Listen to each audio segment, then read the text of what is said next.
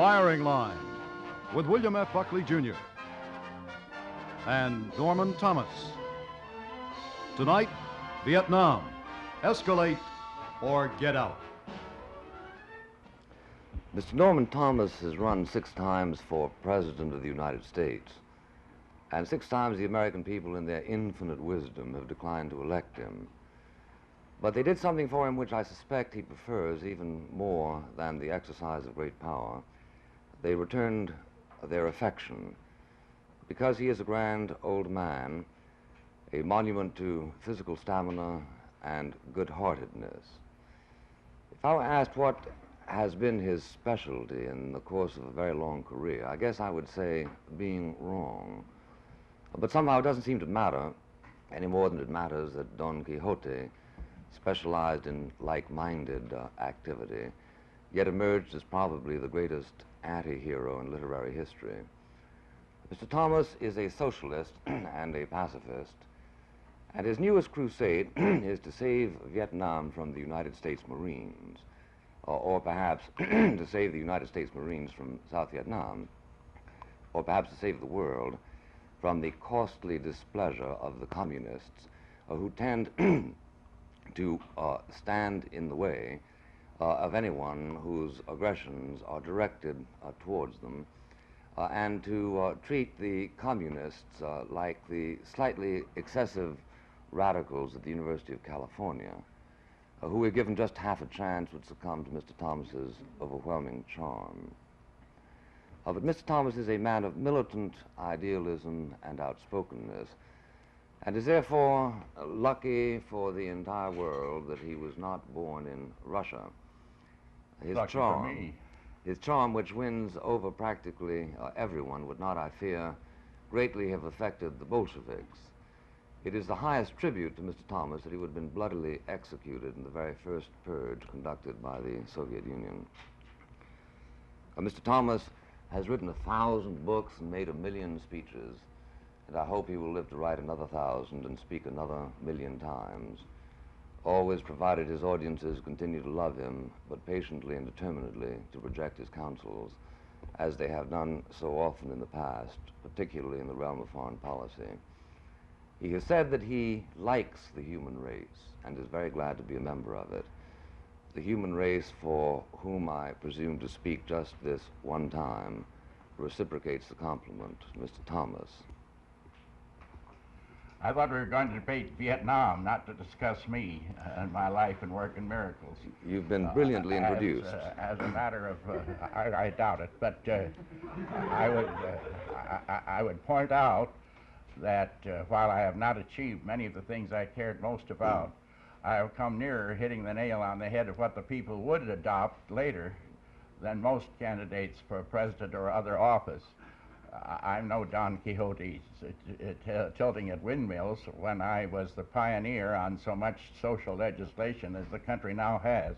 Well, let's put it this way, I've never been engaged simply in the delightful game of throwing darts at whoever's working, as some of the other people that I know have been doing, and I'm fairly content, not fully by any manner of means, but fairly content with a number of ideas that I have seen at least partially adopted, even by Republicans.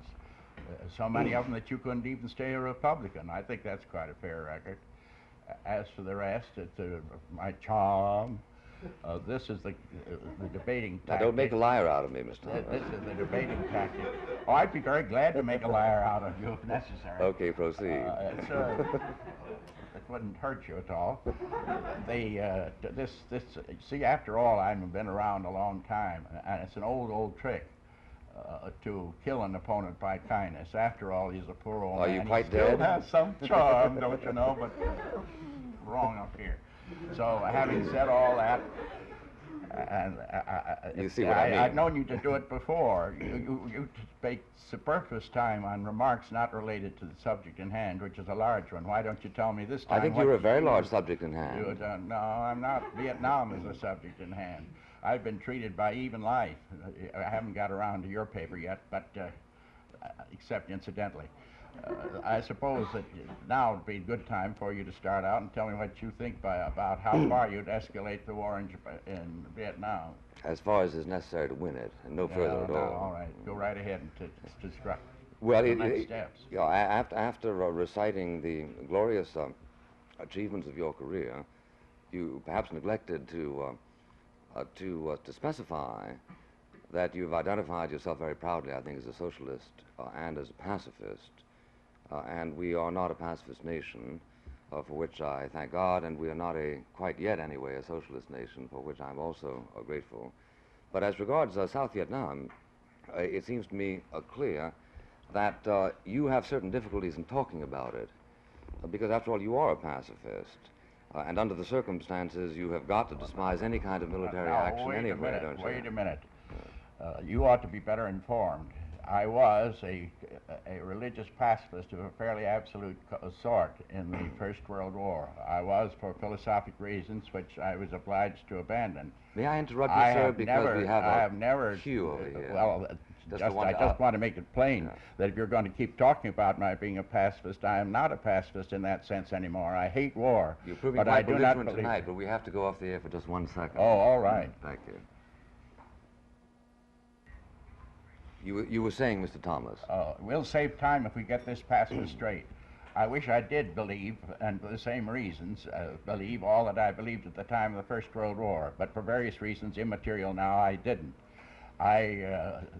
For instance, I supported the loyalist government of Spain in war.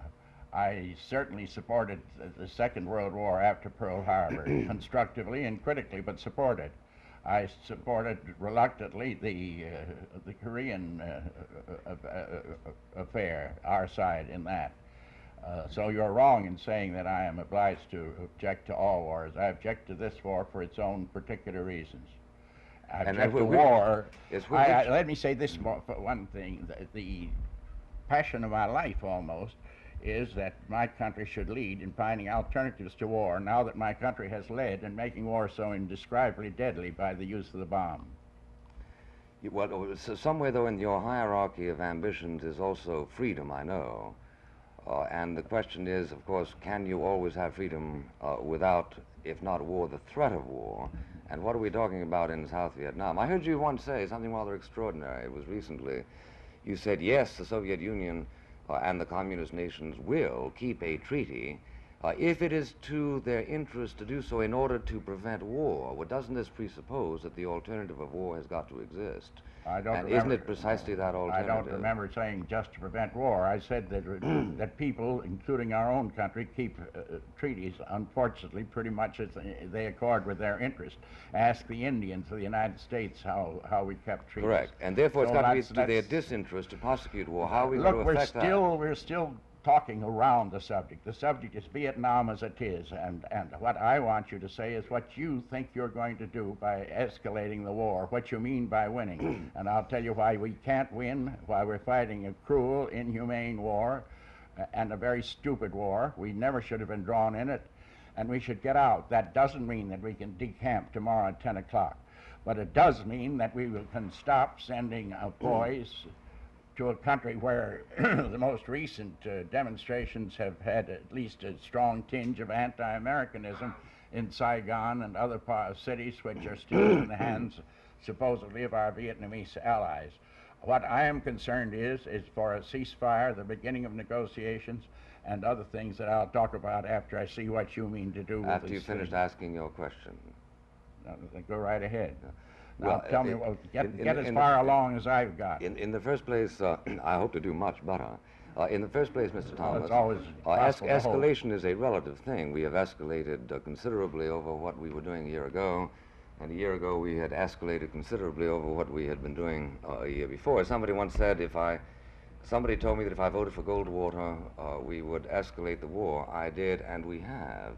So there is no question but that there is no question but escalation has been going on right along. Now, if your question is, has the moment come to saturate North Vietnam with hydrogen bombs, I would say no. The moment clearly hasn't come, and let's hope it never will come.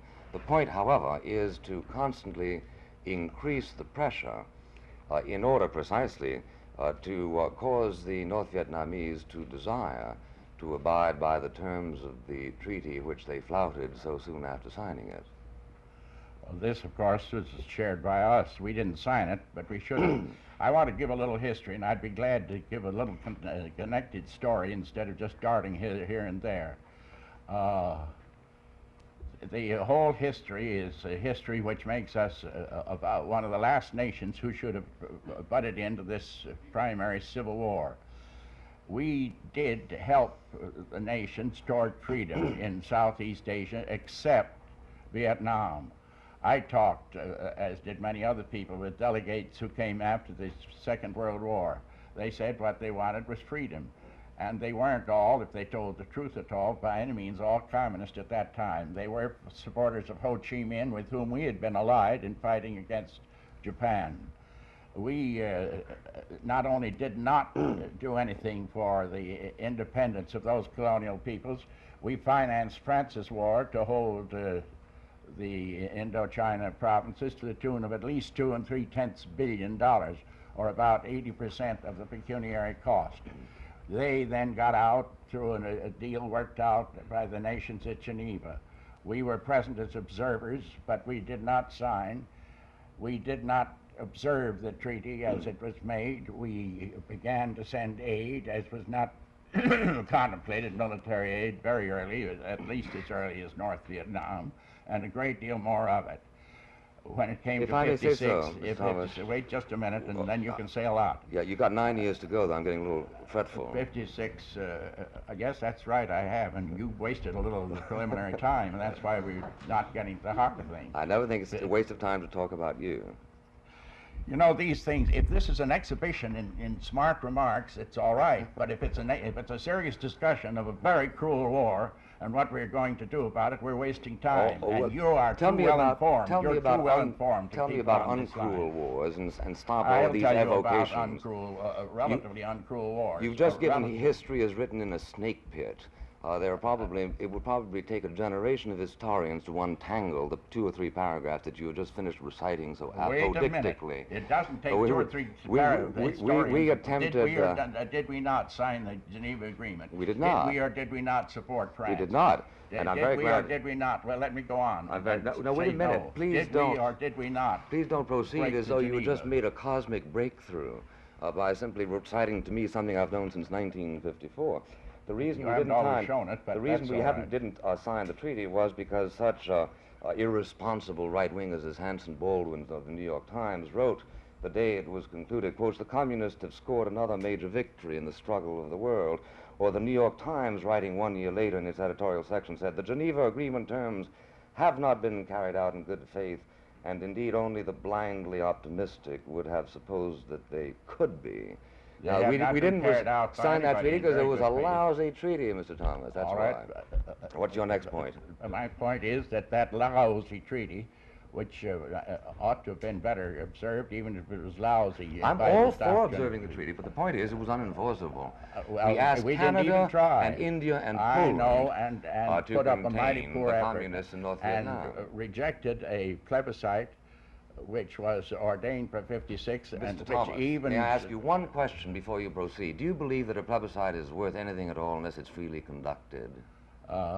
Because you do realize, don't you, that the North Vietnamese would not have conducted a free plebiscite. You realize that 1 million people fled from North Vietnam to South Vietnam. I realize that, and that's why I think it's so funny that that President Eisenhower said that 80% would probably have voted for unity after that. I always thought that was odd. You must remember at one time I belonged to a committee that was in favor of South Vietnam.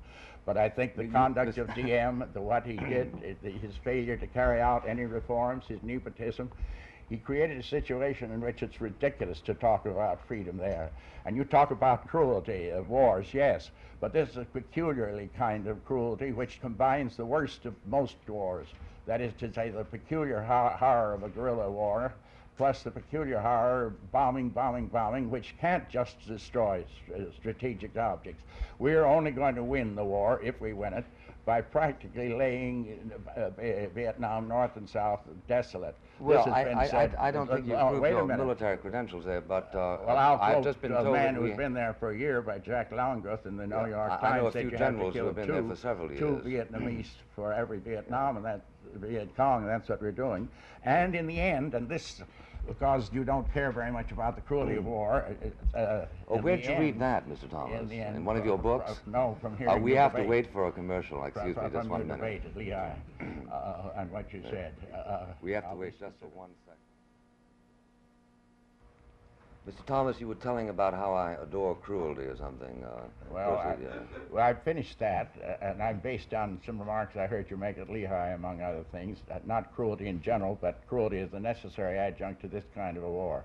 Now let's look at your main point. Your main point is that somehow we're going to contain communism this way, and we aren't.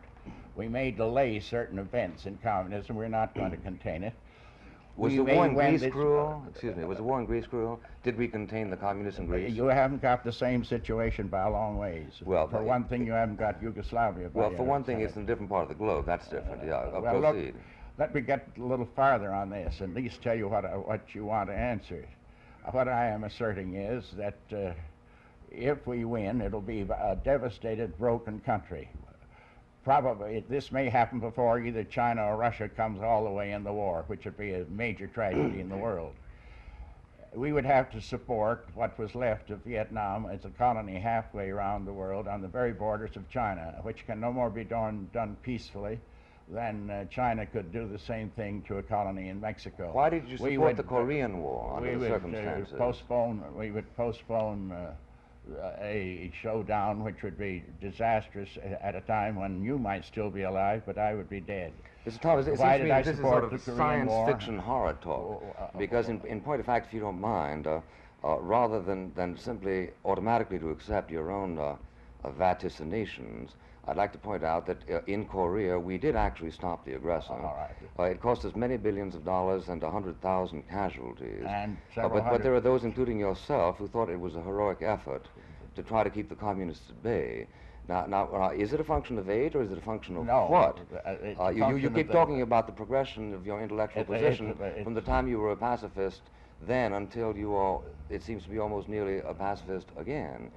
But why did you back the Korean War and refuse this one? Give me a chance and I'll tell you very quickly. There's no question whatever that the Korean War was a war of aggression from the North on the South.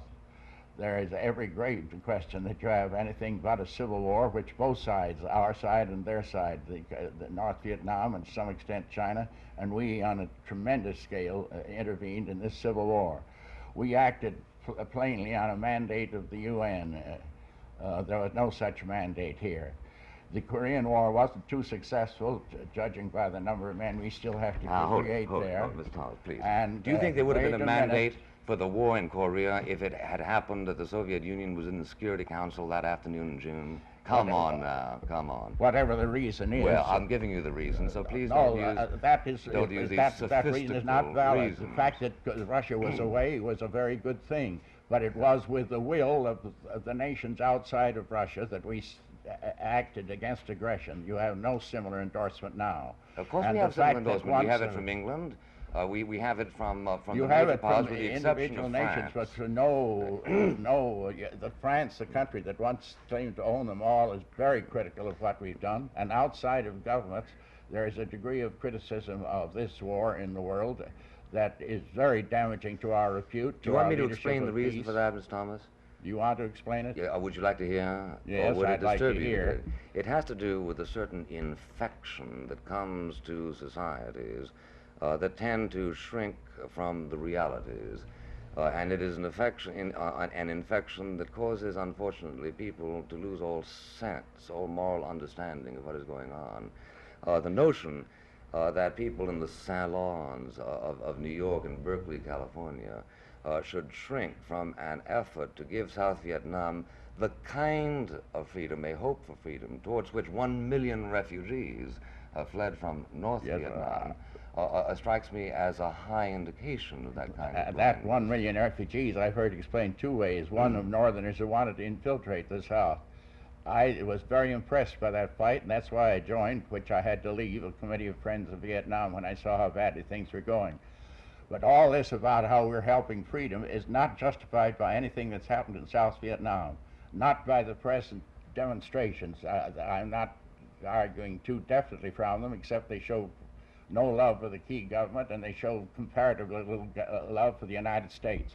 And you talk of freedom. we are sending under conscription into an undeclared war halfway around the world our sons to fight when we aren't even sure that they want us there, judged by the recent demonstrations. Well, this is not primary to my argument, but it has to do with it. The demonstrations, as you know, Ms. Thomas, can merely be a matter of factionalism. But perhaps we can agree on this, that even though it was true that in Vichy France, the overwhelming majority of the population was in accord with a situation of perpetual servitude to the Nazis, this didn't deter us from our resolution to liberate France. It is quite true that you get tired of any comparisons that inconvenience you, Mr. Thomas, because you can't stand to think about this subject, because it's a very unsettling experience. I have thought a great deal about it and found the wrong ridiculously conclusion. no Well, solution think more. Between Ho and Hitler, there is not an equivalence. It seems to me also between the Civil War in Vietnam and what happened in Europe with the Germans with Hitler, there is not an equivalence. This is the evil of the assumption that you make. And in the terms of what you can win, there is not an equivalence, because you're not going to win by getting a desolate country which we have to support halfway around the globe in the face of the critical opinion of much of the world, against an enemy which can come so strong as China. You've got to learn to coexist with China or die. We've covered that territory, and I maintain... No, we haven't. You merely made certain assertions. All right, we've agreed to disagree. I've maintained that we did prove precisely that point in South Korea, but let me give you for a moment something... We still have to keep... Let me probe for a moment the consequences of not winning. The consequences of not winning are that you will have to start another committee to keep us from saving Thailand the next day. Wait. And another one the year after that to keep us from saving Japan or the Philippines or Australia. What I'm proposing is what ought to be tried. The president, who has considerable talent at this, ought to seek a ceasefire, rather dramatically. What do you think he's been seeking? He hasn't. For 39 days he suspended the bombing. Look, a senator of the United States put it pretty well. He said that the senator, he said it privately, so I can't give you his name. And he isn't anybody you'd suspect. He votes right. Of agreeing with this. No, my point is my point is to tell you about the senator. Then you tell me your point. My point is concerns what you said. He said Johnson has 4 or 5 different speeches. One for the Hawks, one for the Doves, one for Ho Chi Minh, one for the South Vietnamese. And the mix-up, it's very hard to tell what he means. And he has not sought ceasefire on the basis which alone you'd be likely to get it. Are these secret full speeches? Recognition of our principal opponent. I want to hear about these secret speeches. These are speeches that you and these I are open spaces, and I'm quoting a senator. Well, a senator I don't need a senator to tell me how to interpret the open speeches. I can hear them well, by I'm myself. telling that there are other people. And I say there's a threat of I know that you are. I know that you are the master speeches. of a long series of talks here, but you are not the only person in the United States who interprets things. And here is a senator, which you aren't yet. For once in my life, I'm along with 85% of the people. Here is a senator who said what I said, and what I think is a pretty shrewd observation on the way it must appear in Vietnam. Maybe the senator isn't very bright. Well, you're goading me to tell you who he is, and you'd be surprised if I did. And since he said it in a private talk, I won't tell you. No, but Mr. Thomas, let me just say that I think that President Johnson, although I disagree with him on many things, on the more important has things shown in which he's right. Has shown a thread of consistency. Has shown a thread of consistency, and I do think, if I may say so, sir, that considering the obeisances that you have paid throughout your life to democracy, you ought perhaps to shrink a little bit from using such adjectives as cruel and animalistic and stupid as regards a policy which is subscribed to by the overwhelming members not only of the people but of the intelligentsia. I have never thought... These aren't stupid people. Max Taylor isn't stupid, for instance. Now there's Dean Russ. Stupid Is people. everybody stupid who disagrees with you? Or give me No, one. by no means. Give me one exception. Well, I don't even consider you stupid. I just... Just cruel. No, I just think you try to be too hard to be witty rather than to get down to the heart of a subject. It's terribly hard not to be witty when discussing your unfortunate The point position. I'm making is this, that bright people do stupid things. Some of the brightest people I know in politics And you were uniquely know when that Wait a happens, minute. don't you? Yes. You ought to write a book on epistemology. Not by my any abnormal trait, but by the laws of logic and common sense. For instance, Sir? some very strongly minded people were awfully wrong about the idea that you could deal with China as a communist country by non-recognition and by claiming that Chiang, ingloriously driven out, is entitled to the seat in the UN. Sir, we will That's be back one with you in just stupid one thing moment. for logical reasons, Just one even moment, if some non-stupid people did it. You were saying, I think, Mr. Thomas, that it was stupid to refrain from recognizing Red China. Is that correct? That's very right. And you say that we now have the proof of it? Yes. Or what is the proof of it? The What proof makes you of- think the that they proof would have of- been more civilized if we had accepted them? Have they been more civilized They're- in England who did accept them? Yes, somewhat. How? They've allowed more people to go and see something. The point I'm making is this, that we have made progress with Russia, partly because Russia was included in the family of nations.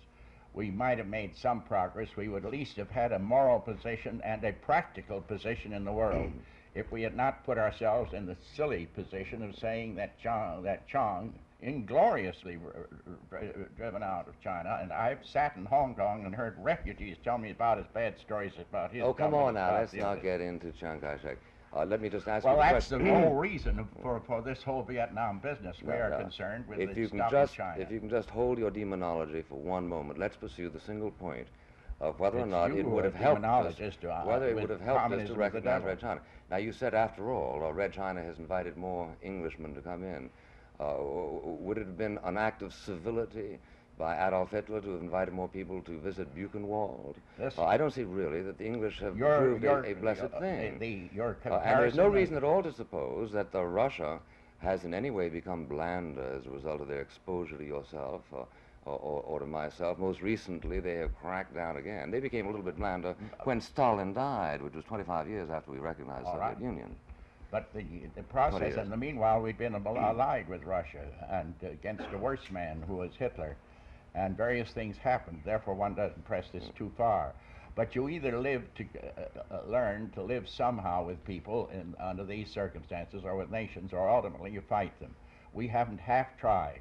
We have given the Chinese a considerable excuse for their extreme. I think we've tried much too intransigence. hard. I think we should have done everything we could to overthrow China. In other words, you would have fought Aha, China. in other words, yes. In other words, I want to be incinerated in a blast of atomic dust. Well, Is that what you were going to say? No, I wasn't. But how would you have overthrown China without using an incinerating blast? Well, in 1962, it seems to me, was precisely the moment when, during the period of starvation and misery in Red China, Chiang Kai-shek should have been permitted to establish a beachhead in China and encouraged a revolt. You see, the sheer hopelessness, the funny thing about you is you're considered an idealist, but you're only an idealist as regards the peace of the people you happen to love. You seem to have no idealism at all about people who suffer under the kind of tyranny which you would abhor for yourself and your children. We're not supposed to do anything about them, are we? You're not supposed to do what you wanted. We would have, I believe, it's Good Friday, and while we were recording. And what do you do? I would think that you could occasionally overcome What evil Red with Chinese good. gets down on his knees and thanks you for your exertions? Well, let me just tell you what I If you listen can to. come up with one, I'll put him in the Smithsonian. What have You you know, done? this What have you is- done for the communists of Red China that gives them any hope? What have I done for the Yes. communists of Red China? I have favored feeding people when they're hungry, even if they were communists. I have favored an attempt, at least, to negotiate even with my enemies in order to settle a thing without this incineration, which, whatever your purpose I'm would talking be, the about what have you done necessary to work. liberate them? What have you done to give them a I am prospect? here to tell you that for neither you nor happiness. I could liberate them, unfortunately. I perhaps. could. could you? Oh, certainly. No, you couldn't. Certainly. This I is representing a school of thought. I don't think there's any reason look, why Red China is undeliverable in the sense that, for instance, Nazi Germany was. I have read considerable, and I have never seen any book of any repute which argues that the communist regime in China is now either so unloved, so hated, or so weak that it can be overthrown, least of all by Chiang. I sat through a conference with the communist refugees in Hong Kong who told me about as bad stories about Chiang's government as they ever told me about Mao's. I read dozens of books about Hitler saying exactly the same thing. What they said was that Chiang could never come back, that he'd be a useful auxiliary to our armies, and what they said would be done would be this, that we ought to fight. This was back in 52, not 62, when communism was less well established. They said we ought to fight, make it our war. It would be something of a guerrilla war and very difficult, but we could win by judicious use of bombs. Now, I see no reason, not the slightest reason, to think there was a different situation in 62.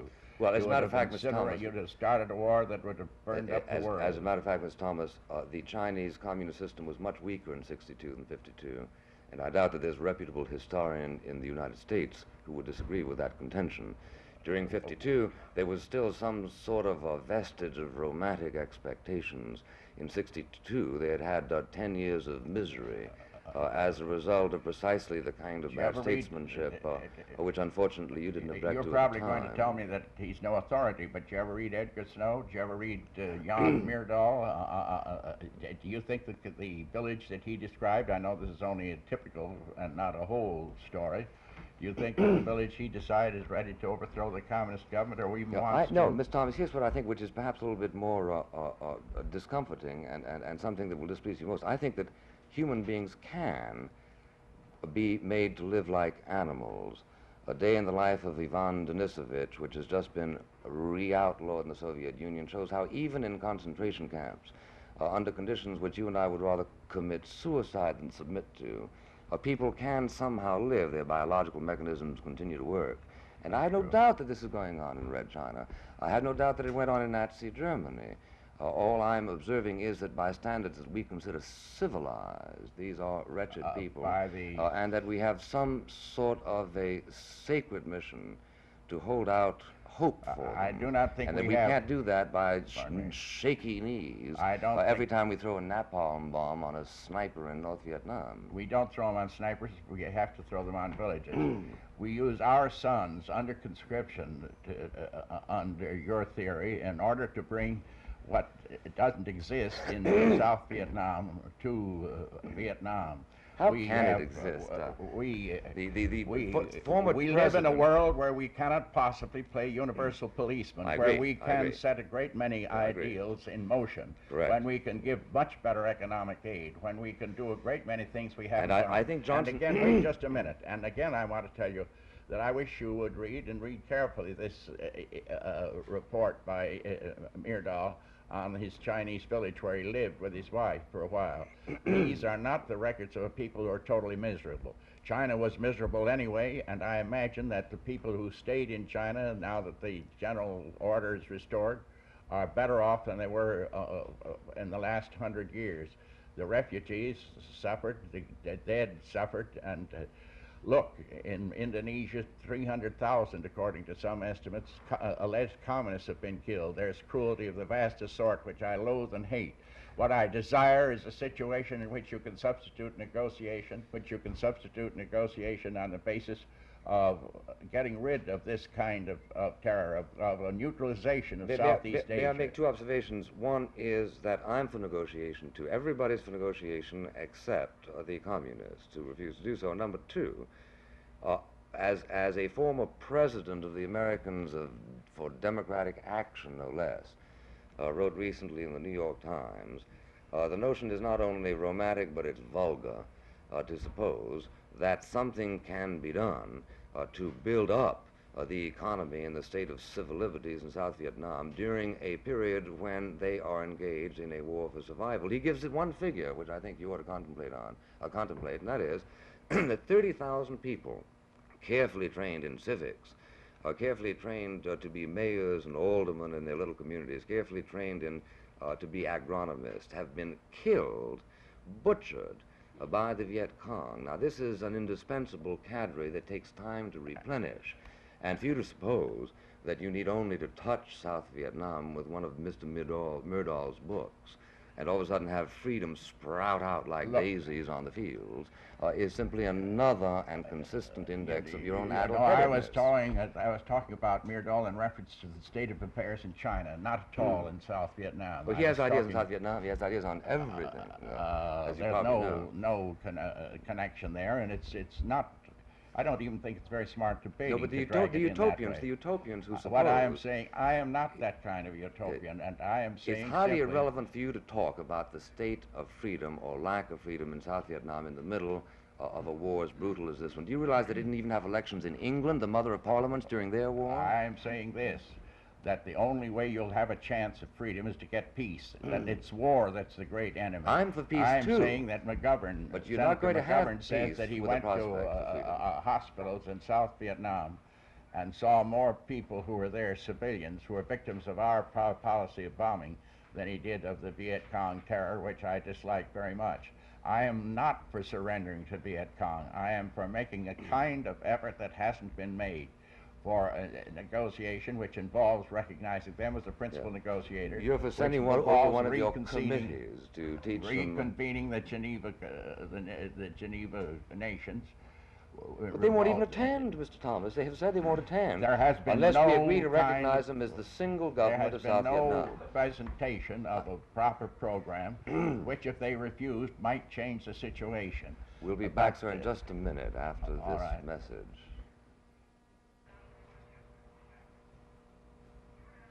Gentlemen, we will now have questions directed to you from members of our audience. I would like to suggest to those who are asking the questions that you simply rise when I call your name, direct your question to either Mr. Buckley or Mr. Thomas. And gentlemen, if after either one of you has commented on the question, the other decides he has something he would like to add, or as the case might be, detract, please feel free to do so.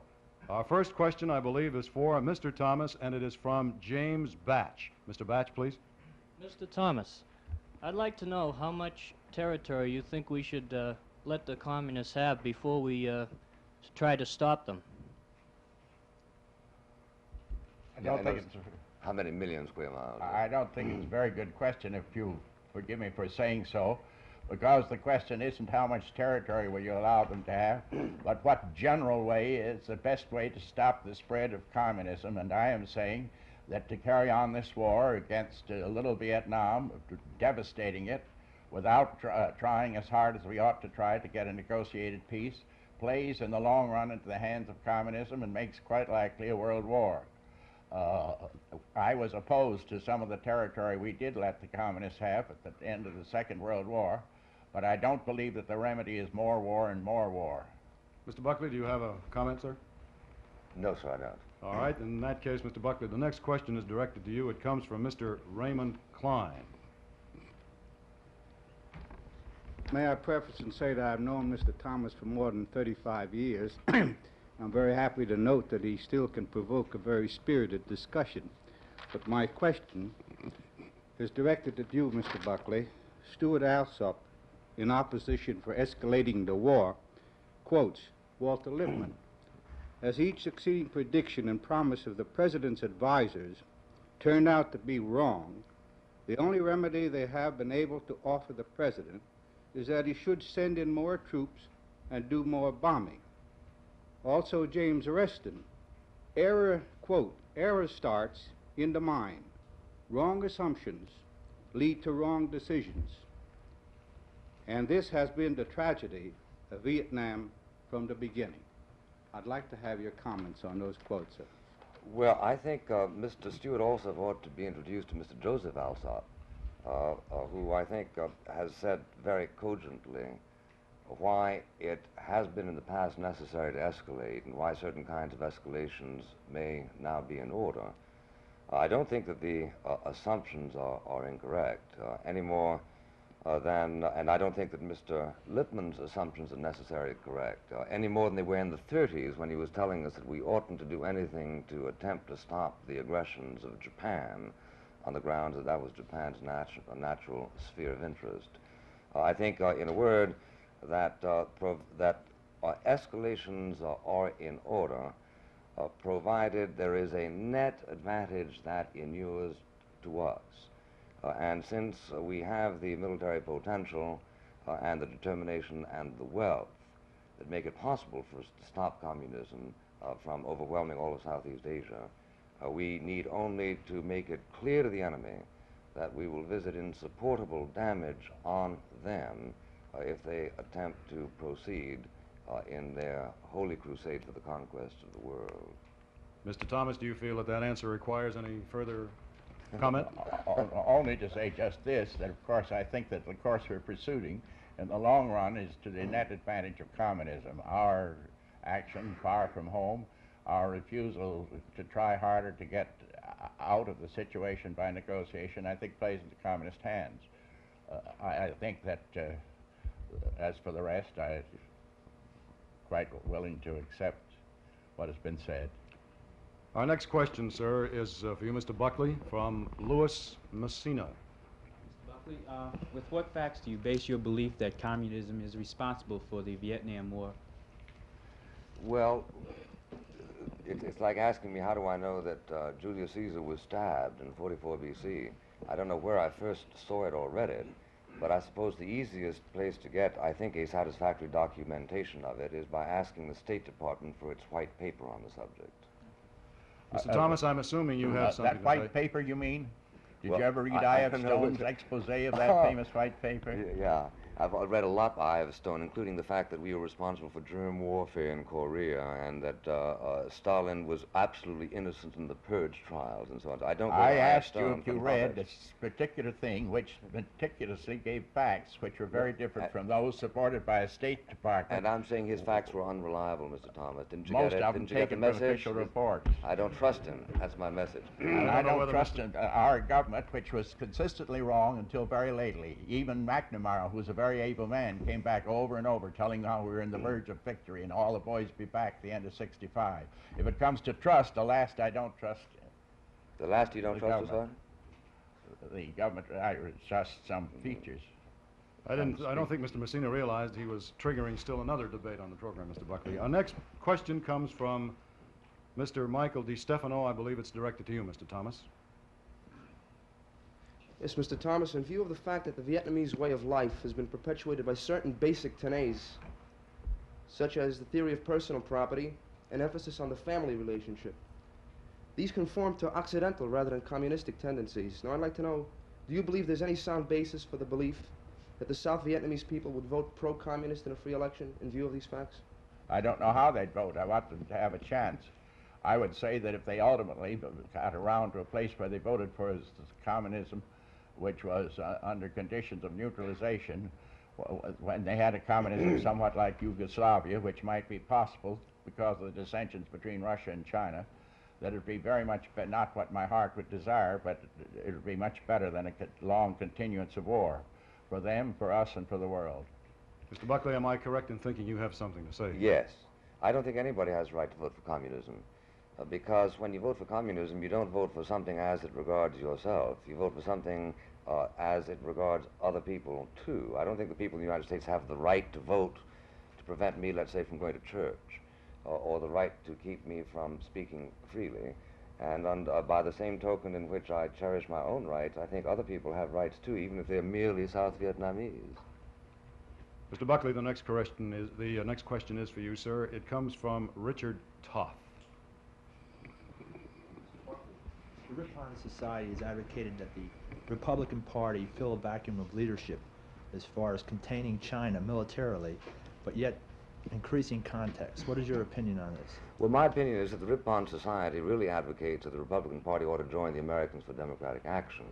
I really don't see why they don't address their recommendations to the Democratic Party, even though that would be an exercise in redundancy. I don't think the Republican Party would have any interest at all if it followed the program of the Ripon Society, which is purely imitative in character. Mr. Thomas, is there anything that you'd care to answer? You're passing. All right, sir. I think we have a Not question. necessarily for agreement, but just what's the use? We have a question directed to you, sir. It's from Francis X. Clark. Mr. Thomas, would you please state the basis or bases, if any, for your contention that the communists would abide by any treaty in South Vietnam, since history has shown us that they will not? I'm awfully sorry. I'm tottering. I couldn't hear that. Will somebody May I repeat it for you, sir? Mr. Clark's question is, he would like you to state the basis or bases, if any, for your contention that the communists would abide by any treaty in South Vietnam, since it is his contention that history has shown us that the communists will not do so. I think they very likely would if they thought it was to their interest, their enlightened self-interest, which is an interest, after all, in peace. They made a peace, finally, after 8 years' struggle with Austria and for Austria. They didn't break it even when Austria gave asylum to Hungarian refugees. They made a treaty for the neutralization from military use of Antarctica. They have observed it because it's their interest. They have so far observed fairly well their treaties with Finland, which they could, of course, crush. I am not here to protest the love of communists of keeping treaties. I'm here to say that the basis of observing treaties is that, after all, they do promote certain mutual interest, and in a world that becomes progressively sane, that interest is against war. Mr. Buckley, I detect some note of disagreement on your part. Well, it's just the old point once again, that we're precisely trying to make it in the interest of the North Vietnamese to abide by a treaty.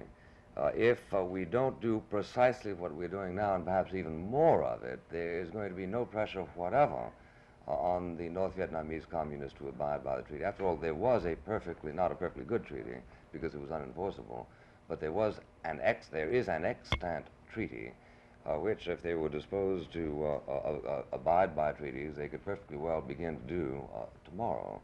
So it is those people like Lyndon Johnson who are precisely engaged in reminding not only us but the world at large that it is precisely force, or the threat of force, that keeps the communists interested potentially in treaties.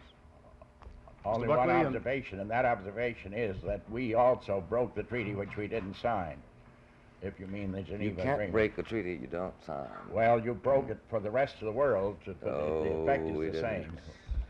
Gentlemen, I'm afraid we have come to the point where we conclude our question and answers. We will be back in a moment after this message. Mr. Thomas, it's good to see you again. Every time I'm with you, you make me feel young. You get my blood running, and I certainly appreciate it. I think you've endeavored to make 2 points today. One is that you have no charm, and one is that we should get out of Vietnam. I don't think you've been successful in either. So nice to see you, and I hope to see you again soon.